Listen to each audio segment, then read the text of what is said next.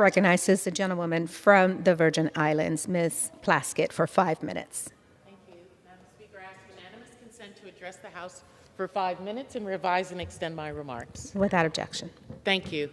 Madam Speaker, I've just returned from the 9th Summit of the Americas in Los Angeles, which gathered the heads of state and senior government officials from nearly every country in the Western Hemisphere, as well as hundreds of businesses, civil society, and youth leaders from across the region. Members of a 20-person congressional delegation met with leaders from many of our neighboring countries: Chile, Jamaica, Canada, Haiti. I had the opportunity to speak with heads of states of many of our Caribbean neighbors. From these conversations, one thing was clear. Now more than ever, it is necessary for the United States to deepen its relationship with Latin America, Central America, and the Caribbean. With threats of the COVID-19 pandemic, democratic erosion, and climate change, my constituents in the Virgin Islands know all too well the collective challenges facing the hemisphere.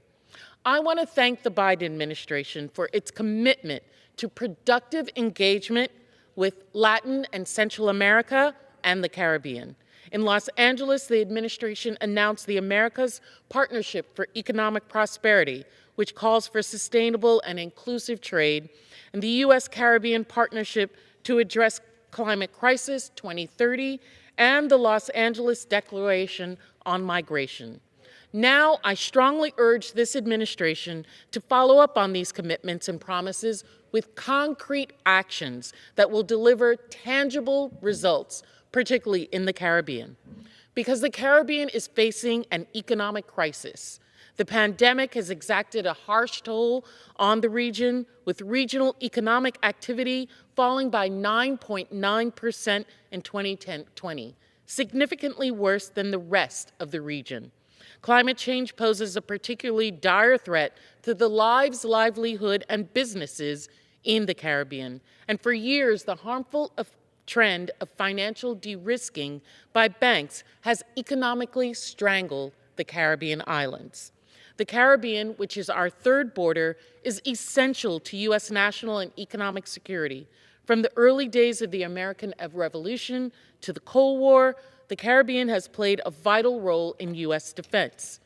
It alone is the United States' sixth largest trade partner, with $35.3 billion of trade in 2018, and 13 million people in the U.S. share Caribbean ancestry. Despite these common interests between the U.S. and the Caribbean, China is making a significant inroad in this area. Indeed, total Chinese trade with Latin America and the Caribbean rose from $18 billion in 2002 to $449 billion in 2021, and China is now South America's largest trade partner.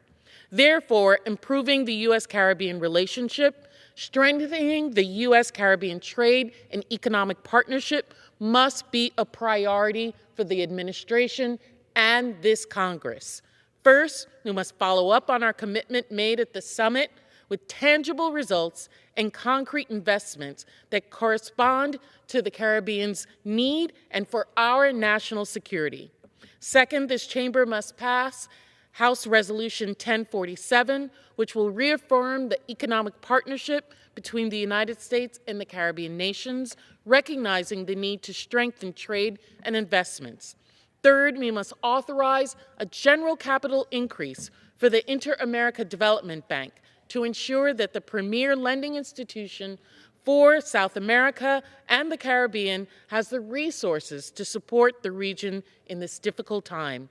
I've introduced H.R. 7726 to do so, and the Senate has already approved such a capital increase in the U.S. Innovation and Competition Act.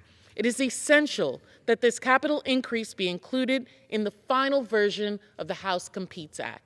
Fourth, the administration must work to counter misguided trend of de-risking from U.S. banks, which has unfairly cut Caribbean nations off from access to capital and credit and economically harmed the region. Madam Speaker, the Caribbean is inextricably linked to the security economic prosperity, and cultural heritage of the United States. It's time for us to recognize this importance and prioritize U.S.-Caribbean relationships. I yield back.